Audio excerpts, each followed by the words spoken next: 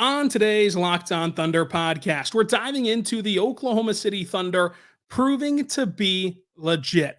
What a season this has already become. What's next for this young Thunder team? We'll talk about it all. You are Locked On Thunder, your daily Oklahoma City Thunder podcast. Part of the Locked On Podcast Network, your team every day.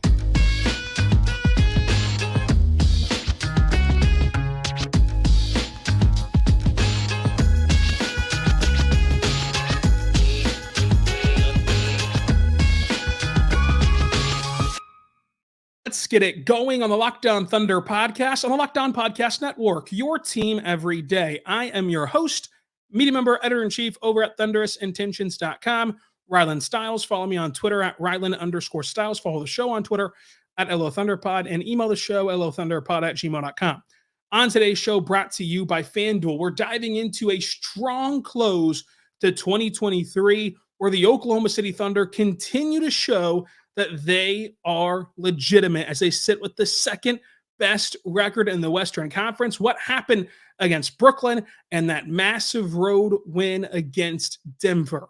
A lot to get to today. Today's show is brought to you by FanDuel. Make every moment more. Right now, new customers get $150 in bonus bets with winning any $5 moneyline bet.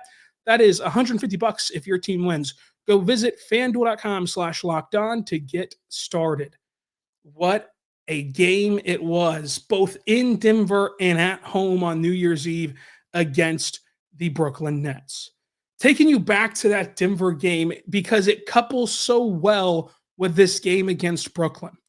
Going on the road to Denver to split up this homestand, Aaron Gordon was out, but other than that, the Nuggets were healthy, although, again, Aaron Gordon is a big part of this.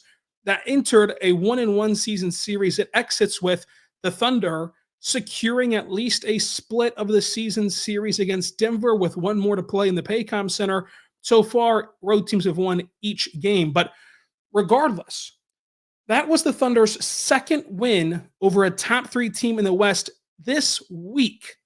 The second win over the Nuggets on the road this month. And the Thunder just continue to show that they have it.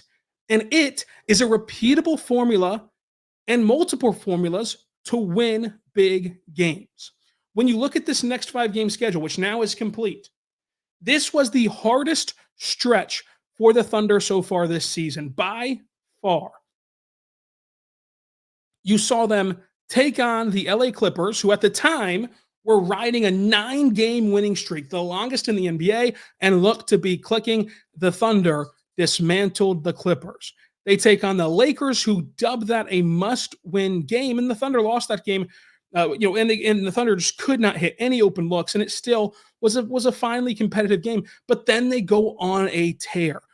On a back-to-back, they beat the Timberwolves, who had the best defense in the NBA at the time and is the best defense in the NBA currently, and they just embarrassed Minnesota. They shot 60% from the floor and just gutted them. Second night of a back-to-back, that energy did not lack. They blow out the New York Knicks. And then they head on the road, and we're here in Denver, which allows them to go 4-1 in that 5-game stretch. And so let's talk about the formulas because you saw them on display in both games. Chet Holmgren scores the first 10 points of the game for the Thunder. He had 10 points before the 9-minute mark. And you saw Chet against Denver go 2 for 2 from 3 to start the game. And Jokic finally agrees to play high and pick him up at the perimeter. And Chet just drives right past Jokic for an easy floater over Jamal Murray, who has no chance of defending Chet. Chet can just easily rise up over guards and get clean looks. And then the Euro step through 3 defenders for the slam, a heavily contested 3. You saw him do a little bit of everything offensively, scoring at all 3 levels, running the fast break as the facilitator, running the break to find Wiggins on a cut, which just showed immaculate IQ, where he is running the floor in the fast break, rises up, defense commits to him and freezes because, of course, Chet's going to take that free throw line jumper. Nope. Behind you is Wiggins, who's now unattended at the rim for the easiest shot in basketball, a wide open layup. Ran the break with Giddey as well. Got Giddey a free layup as well. Chet Holmgren had 17 points in 9 minutes of action for him. He was able to get it done offensively, and you continue to see him get more comfortable as an offensive initiator and as an offensive force. Between his nifty footwork and all that he can do as a scorer, he complements this team so well. And then the shot blocking. I mean, blocking Jamal Murray's floater, just annihilating a mid-range shot from Julian Strawthard to start a 2-on-1 fast break where Cason Wallace finishes it. Chet Holmgren was all over that game in Denver, and yet again, you saw him make the adjustment game to game, playing Jokic, the best center in the world. And so, throughout this 5-game stretch, you've seen it be SGA, driving the bus and being the force for the Thunder. You've seen it be J-Dub closing out games impeccably strong and just blowing games out of the water to start the fourth quarter and getting the Thunder big wins. And you've seen it be Chet. Whenever no one else could score, Chet Holmgren took over a basketball game. And you've got 3 players, independent of age, independent of experience, independent of what should happen. You have 3 players who can take over basketball games. And whenever we've looked at basketball teams throughout NBA history that have had 3 guys who can take over games, and specifically 3 guys who can take over games and make their imprint felt on games on both ends of the floor, we've always crowned those type of teams contenders. And that's what it feels like Oklahoma City has. We can dance around it. We can talk about how they're not supposed to be here yet. We can talk about how they're too young. But something that stuck out after that Denver game, from Shai to Cason Wallace, the messaging was the need and the want to be uncommon. That's their goal, is to be an uncommon team. And to this point, they've achieved that. Top 5 offense, top 5 defense. Doesn't matter that they're one of the youngest teams in basketball. They're also one of the best teams in basketball. And they've proven they can go win twice on the road in Denver. They can take care of big games, both home and road, and they can take care of matchups that they're supposed to win and the matchups that they're supposed to take care of. That's what good teams do. The Thunder are 22-9 with a 9-4 record on the road and a 13-5 record at home. They've won 8 of their last 10 games on a 4-game winning streak. They have been able to play with anyone. And yes, the game changes in the postseason. And yes, typically you do need experience to survive in the postseason. But this team might be uncommon. This team might achieve their goal of being uncommon. Because when you put together 3 difference makers who can take over a game, and the complement of what you can call luxury players that fill this roster, it's hard to find a matchup where you head in and just say, you know what? There's no shot. It's hard to find that matchup where you go into the game and say, there's no way the Thunder win this matchup or win this game or win this series. And so that Denver game showed a lot. Winning in Denver was huge, regardless of who they had. And you go up and down the roster. Again, the bucket getters were there. Chet, J-Dub, Shai. But like Lou Dort is a player who is now shooting the best of his career, but also matches up so well with these elite players like Jamal Murray. Can frustrate and can just erase at times these top players in this league, in this sport. And then you have an array of players off the bench who can step up, from Isaiah Joe to Cason Wallace to Kendrick Williams. J. Will made an impact against Denver with that sequence where he draws a charge and gets a block all in one fell swoop. This Thunder team, at this point in time, if you only look at what we know about this season, and you don't look at the data points of the history of the NBA and what young teams are supposed to do or not supposed to do, or what the expectations were coming into this season, you just look at what's happened through 30 games. There is no question that the Thunder are one of the best teams in the NBA. And I don't see a reason that can't continue. If the only reason and the only way that you can dissect this team and pick apart this team is due to them being young, that's not a valid reason to deduct from this team. When the ball goes up, it's basketball. And the Thunder have three guys and a great bench that you'd take in a basketball game over the opposition. And so obviously they're not going to be title favorites. Obviously they're not going to be expected to go win anything significant this season. But when you're talking about the teams who deserve a seat at the table in that contender talk, in that contender conversation, Oklahoma City's right there. Without cashing in anything, without doing anything else other than playing the way they've played this season. And that's a lot of fun. What a way to get to this point in time already. What a way to get to where we're at right now in Oklahoma City compared to where this thing was just 2 years ago. So that's a lot of fun. Also, a lot of fun is our good friends over at FanDuel. Folks, FanDuel, they're great. And you should check them out today because FanDuel.com/lockedon will let you go and make this $5 money line bet. And when you do, as a new customer, if you make that $5 money line bet, you can get $150 in bonus bets guaranteed when you place that bet. $150 in bonus bets guaranteed when you make that $5 money line bet. It's awesome. Moneyline bet is just who you think will win, but you can also go there and find same game parlays. You can find the spread, over under, player props, all that fun stuff. You can even go there right now and listen. It's New Year's Day. Happy New Year, everybody! By the way, college football playoffs is on. You can go and lay a little scratch down on some college football playoff games, or the most important game of the day, the Citrus Bowl, where Tennessee is 5.5-point favorites over Iowa. Nico is starting for Tennessee. Might want to throw a little scratch on the Volunteers responsibly at FanDuel. So check them out today. That's FanDuel.com/lockedon. That's FanDuel.com/lockedon.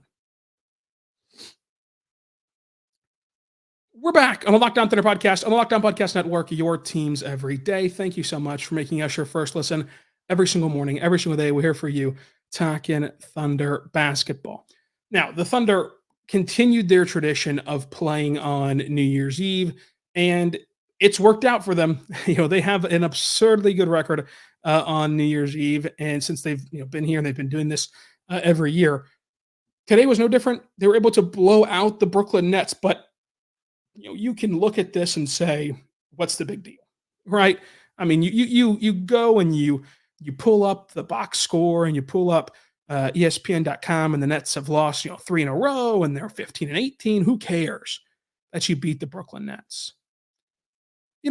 It's just the sheer ability to flip the switch for me that stood out in this game. It's another thing that typically young teams have to learn and have to build toward, but that this team just has as an innate ability to do. 3 lead changes, 4 times tied for this game. The Thunder once led by 21 points as their highest lead. The Nets never grew more than 10, which happened in the first quarter.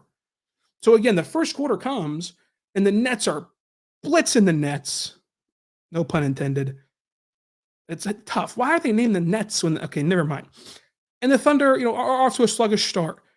And then things changed. And, part of what changed, honestly, in the second quarter is that the Nets missed some open looks. That's part of what's changed. But a big part was that into the third quarter, kind of that middle of the third quarter on, is the big difference for OKC. Yes, the Nets missed some open looks in the second quarter, which kind of tightened the gap and then allowed, for this to get to the point where we're about to talk about. But ultimately, the Nets shot a lowly 38% from the floor, 21% from 3. They did the only thing they did a great job on offense consistently all game was limiting turnovers. And that's impressive versus OKC for Brooklyn.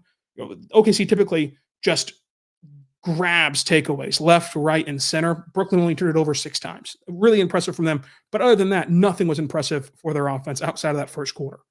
OKC, on the other hand, shot 54 from both the floor and from 3. They really really turned it on in a hurry, shot 80% from the charity stripe. Brooklyn was only a +1 on the rebound. So this is the first layer to the onion. Given the way Brooklyn's made up, the Thunder are allowed to play however they want to. They can lean into playing small. They can play their typical rotation. They could have even thrown out Chet and J. Will and potentially had success with that as well. So the Nets are a team where they are not built whatsoever to out muscle or out rebound to an nth degree or anything OKC, right? As some other teams are. So that helps, the Thunder in this category.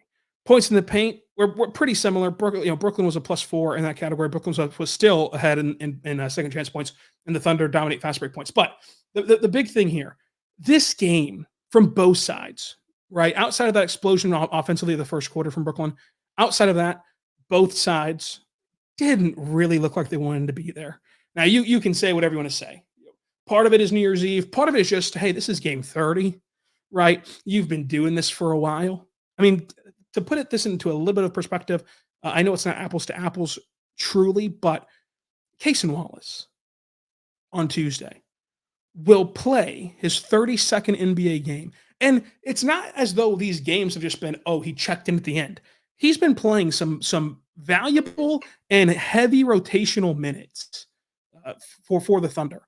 And throughout that process, right, throughout that time, on Tuesday, he'll play in his 32nd game of playing heavy rotational minutes. He played 32 games total in college. So these type of games that lack energy and lack feel are going to happen. Typically, you see them the second night of back-to-back. You see them at the end of a long road trip for either team. But at the holidays, of course, throw a wrench into this as well. So both teams lacked energy, and it was apparent in the first quarter for the Thunder, and the second quarter, really for both teams for the most part. But the Thunder were able to snap out of it. The Thunder were able to kick it into gear, and from the third quarter on, play an excellent brand of basketball. It starts out with the third quarter, the opening sequence, opening play being a lob from J-Dub to Chet with a posterizing dunk to cap off the alley-oop. And it evolves into that fourth quarter where the Thunder have wrestled back away the lead, and they're up by 5, 6, 7, 8 points, something in that range. By about 5 points is what they're up by at the end of the third quarter. And it's another test for the non-Shai minutes because we know that Shai is going to start on the bench to start the fourth quarter. And early on in the year, it was not great. It was an improvement because you have better players than last year and the year prior, but it was not good at the beginning of the year. But recently, what's been the difference maker is that in the start of the fourth quarter, Chet and J-Dub spread their wings, gain control of the offense, and just thrive off of one another and can go create shots and can go create buckets. The step through from Chet, the step backs from J-Dub, and J-Dub probing the lane and finishing through traffic and all that J-Dub does. To be able to have a team in a rotation that gives you the luxury of having an MVP 30-point per game score, and over these last stretch of games, so these last 10 games, you've been able to afford him the luxury of not having to play catch up when he gets back in the game in the fourth quarter. As a matter of fact, for this last week, it's been very apparent that by the time Shai gets back against Minnesota, against New York, against Brooklyn, by the time Shai gets back, the game is over. It is a blowout. It is a double-digit lead, and Shai's just coming in for the kill shot. And you really could have potentially in this game, especially against Brooklyn, you potentially could have patchworked a way to not have Shai return at all if you didn't want to in this game. But he did return anyway, and the Thunder were able to just dominate Brooklyn and dominate this game. And so Shai gets 24 points on 46% shooting. That's a good basketball game. But by Shai standards, you're elevated Shai on this pedestal of that's not a good Shai game. But it was everyone else that was able to chip in. Chet goes 18 and 10, 3 assists, 2 blocks on 70% shooting. Lou Dort shoots 70% from the floor, 4 triples on 5 attempts for Lou Dort, 18 points to go along with a block and 4 rebounds and 3 assists. J-Dub has 17 points on 50% shooting with 5 assists, 3 rebounds. And on down the list, Cason Wallace, who had gone through that dry spell, and we talked about, kind of the season potentially, wearing on Cason as it's tough for rookies. Typically they hit the rookie wall of playing so many games that you're not used to. This is the longest season. Your first season in the NBA is your longest basketball season ever, because there's no other league that plays 82 games as you're coming through the circuit. But Cason Wallace gets back on track, and just reading through the tea leaves again. This is not from Cason directly, but he's missing a little bit more in warmups and getting frustrated at times in warmups whenever he's missing shots. And Eric Maynard's done a great job of keeping him hot, keeping him up tempo, if you want to say, upbeat, if you want to say, and it paid off today. It paid off today, where he shoots 2 for 4 from 3, chips in 10 points off the bench, and plays really good defense. But Cason Wallace has the chance to explode onto the scene. Isaiah Joe, 2 for 2 from 3, 7 points. That one rebound, though, you should go to the NBA.com box score, which is the superior box score. You should go there, and on the interactive box score, where you can pick a stat and watch it. Watch the one Isaiah Joe rebound. That is a grown man's rebound from Isaiah Joe. That is a grown man's rebound, and that type of stuff really sets the tone, and really, it all culminates into why the Thunder are shaping up to be NBA contenders. And again, I fail to see how this thing fails, right? It's not as though it'd be different if Shai every single night is bailing out this team at the buzzer, right? It'd be different if Isaiah Joe was knocking down 7 threes a game, and you're just not going to do that over 82 games. You're not going to do that in the postseason. But in a game where SGA wasn't extraordinary, he was just a really good basketball player. He was an extraordinary MVP. You still blew out the Brooklyn Nets, who have some quality basketball players. Coming up, let's talk Josh Giddey, who I think had an underrated stretch of games here, but we'll talk, zoning in on his game against Brooklyn, and also some of your takeaways to end the year here on Locked On Thunder. But first, I want to say right now, but good friends over at PrizePicks, folks. Check it out today, prizepicks.com/LockedOnNBA. I love PrizePicks. It's available in Oklahoma. And what PrizePicks is just you versus the projected numbers. That's it. So you just project will they score more or less than their projected numbers. That's it. That's all you got to do. And you can do cross-sport entries. If you only like basketball, I'm with you. Just pick basketball. And I want to highlight the NBA specifically. Because if you listen to this show, you're obviously an NBA fan, obviously a Thunder fan, and you know what life's like in the NBA. You never know if he's going to play, if these superstars are going to play, they're questionable, what's going on. PrizePicks offers you something that nobody else does. It's a reboot. So if you set your entry, when you're taking a break at work, your lunch break at work, which we're going to get back into this week, if you set your entry there, and then, life happens, you're heading home, you're dealing with your family, you're dealing with your obligations, and you forget to check, who's in the lineup, who's out the lineup tonight. If you accidentally pick somebody who's out the lineup, PrizePicks is going to help you reboot that entry to make sure that you are protected and that you are having fun. So it's really cool. Check it out today at prizepicks.com/LockedOnNBA, or use code LockedOnNBA. Your first deposit match up to $100. That is prizepicks.com. Your first deposit match up to $100 with code LockedOnNBA. We're back on the Locked On Thunder podcast, on the Locked On Podcast Network, your teams every day. Thank you so much for making us your first listen every single morning, every single day. We're here for you, talking Thunder basketball. Subscribe for free across all podcasting platforms, including on YouTube.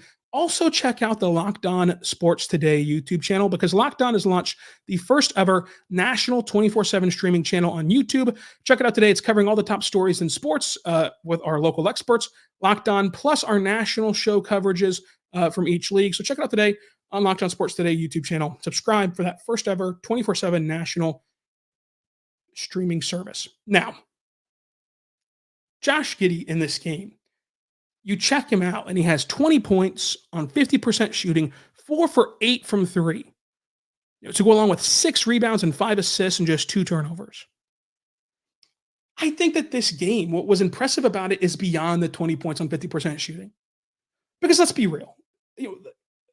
Even peak of his powers, even, best role with OKC, the expectation night in and night out is not going to be 20 points on 50% shooting from Josh.